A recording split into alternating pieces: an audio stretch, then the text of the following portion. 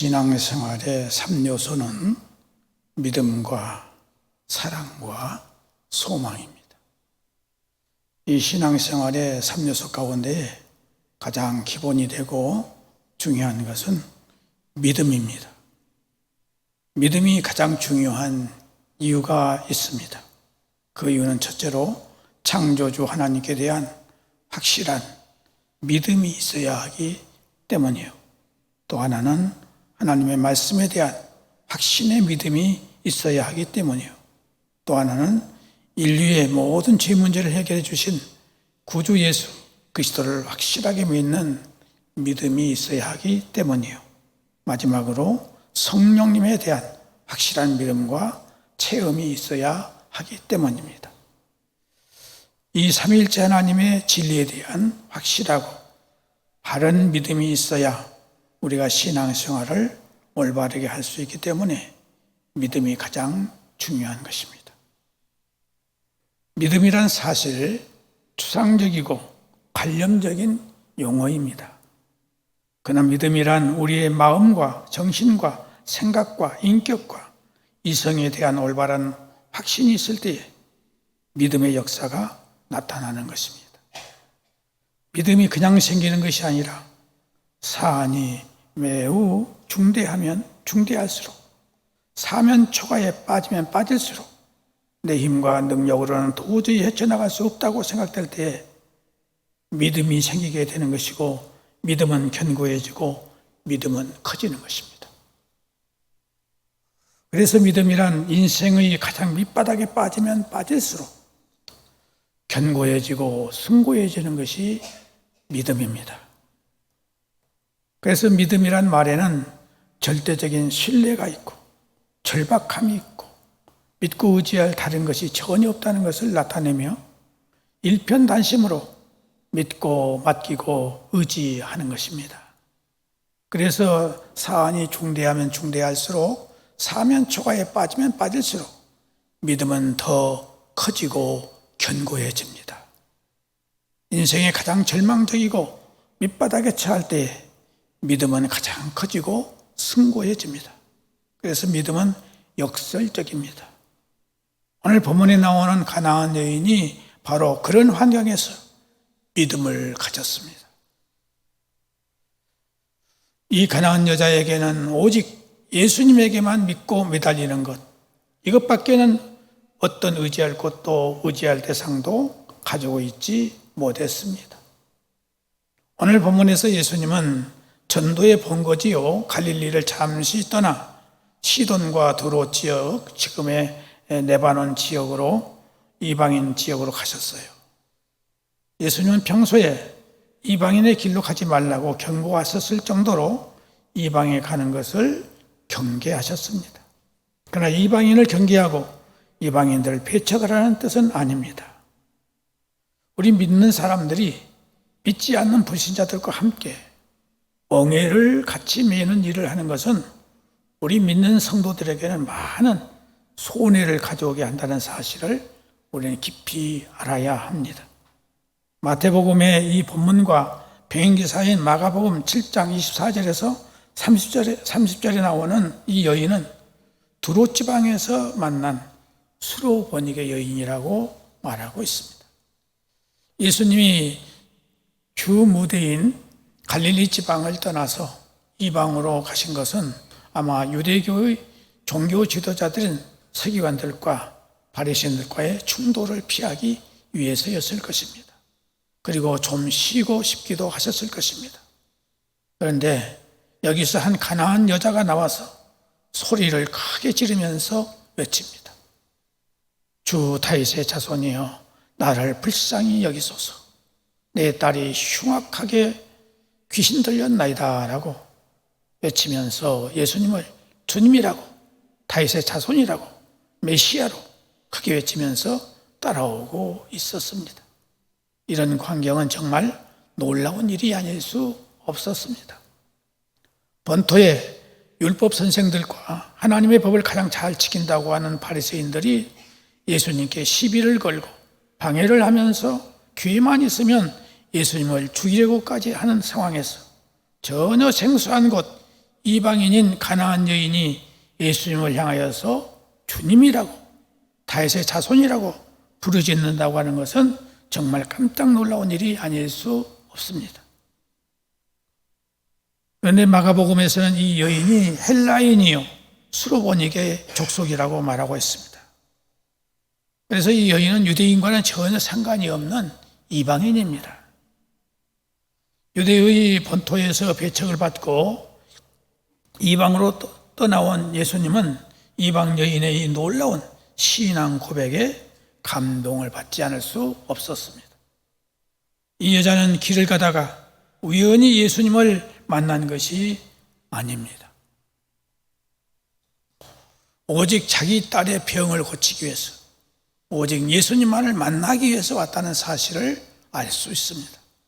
왜냐하면 이 여인에게는 사랑하는 딸이 흉악하게 귀신에게 붙들려서 고통을 당하고 또 다른 많은 사람들에게까지 피해를 주는 가운데 있었기 때문에 부모로서 자기의 사랑하는 딸을 고치기 위해서 얼마나 많은 신경을 쓰고 예를 쓰면서 이곳저곳을 쫓아다니면서 그가 노력을 했는지 모릅니다.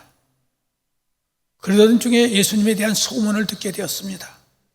예수님은 가지각색의 모든 병과 소경이 눈을 뜨고 문둥병자가 고침을 받고 죽은 자가 살아나고 어떤 문제든지 해결하신다는 확실한 정보를 알게 되었습니다.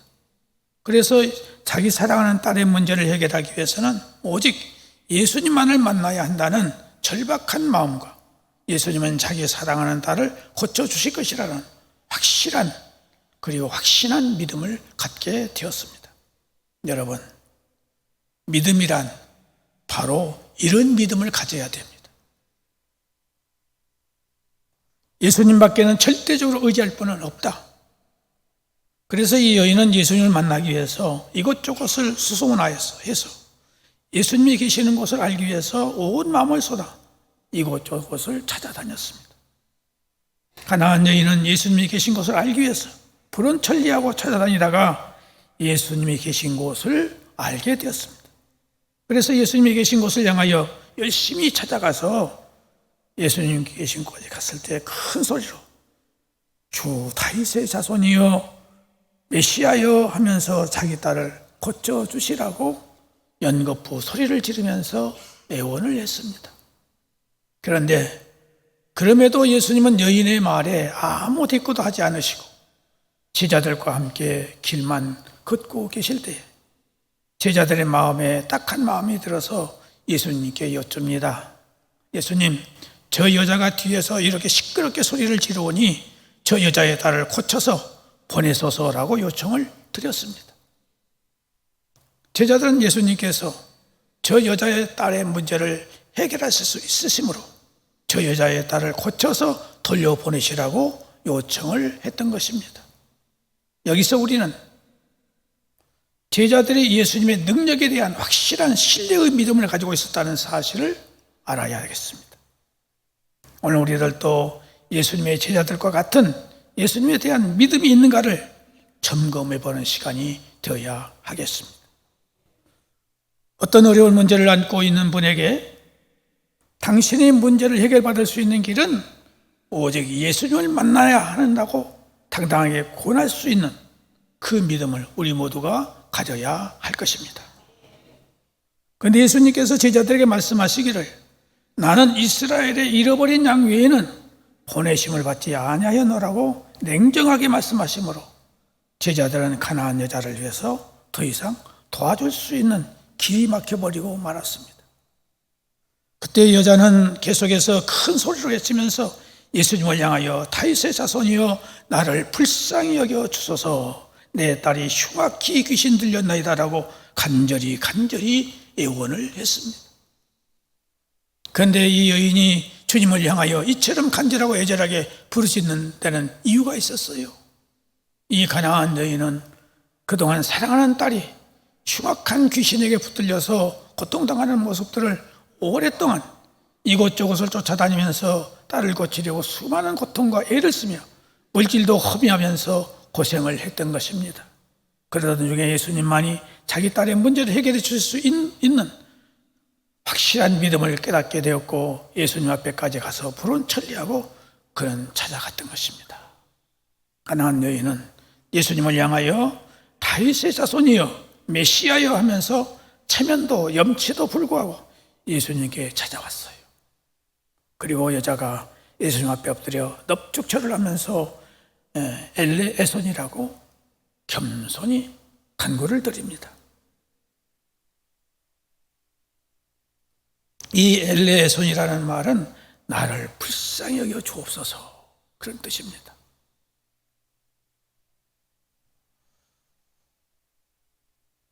그런데 예수님께서 가나안 여자를 향해서 이렇게 말씀하십니다. 자녀의 떡을 취하여 개들에게 던진다는 것은 마땅치 아니하니라 라고 두 번 말을 걸 수도 없을 만큼 막말로 거절해버리고 말았습니다.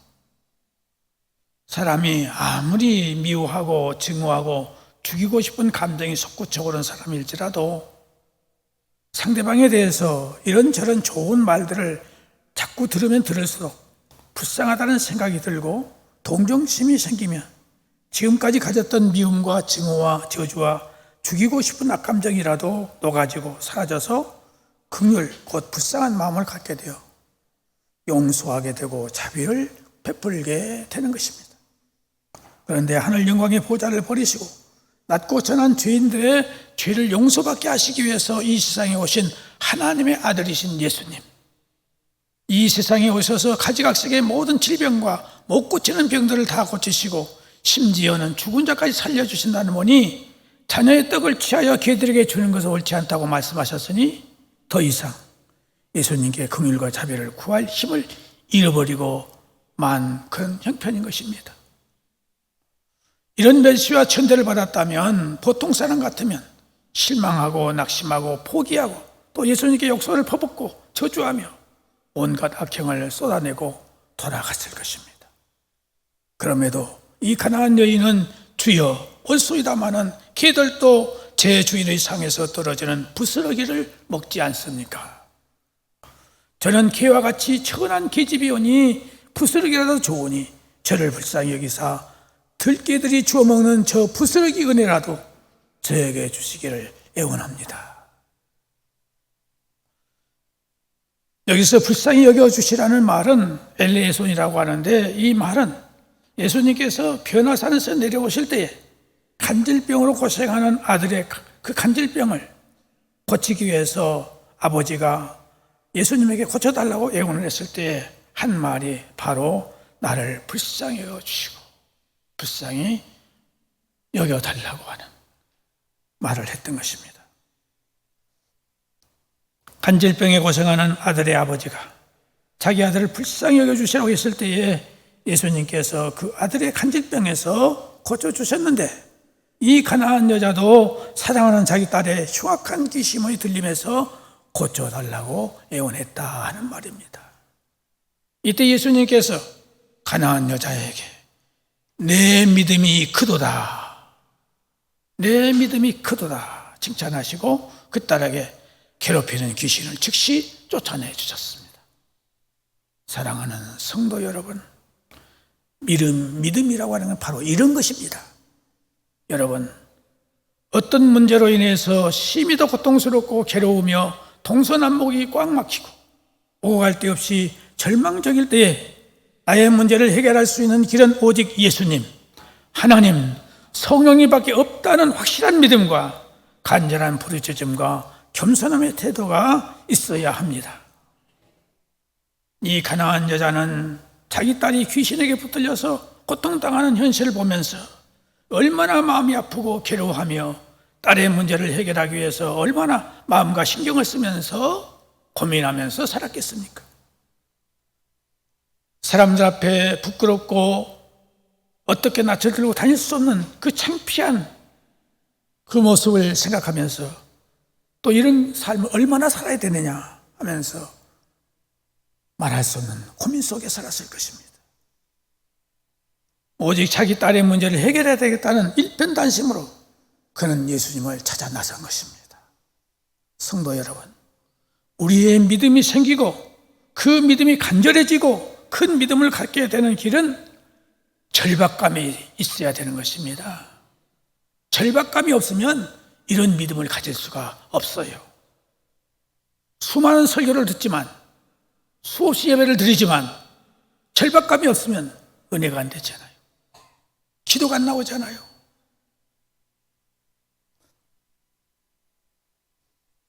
주님이 도와주시지 않으면, 다른 길이 없음을 처절하게 느끼고 주님이 도와주지 않으면 절대로 안 됩니다.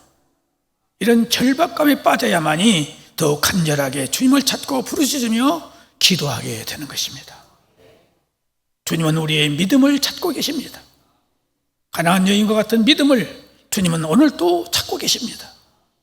사람들은 우리의 사정을 외면하지만 주님은 우리의 사정을 절대 외면하시는 분이 아니십니다.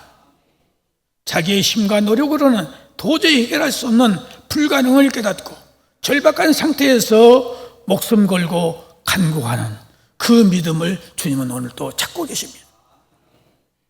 야곱이 형님 에서에게서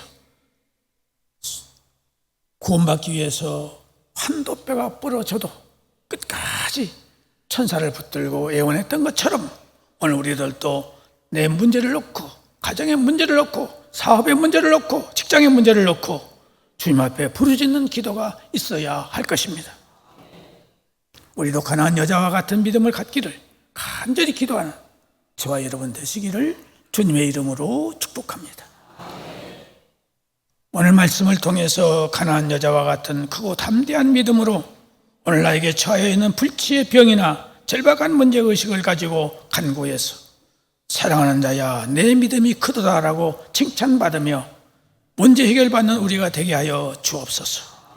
예수님의 이름으로 간구하옵나이다. 아멘.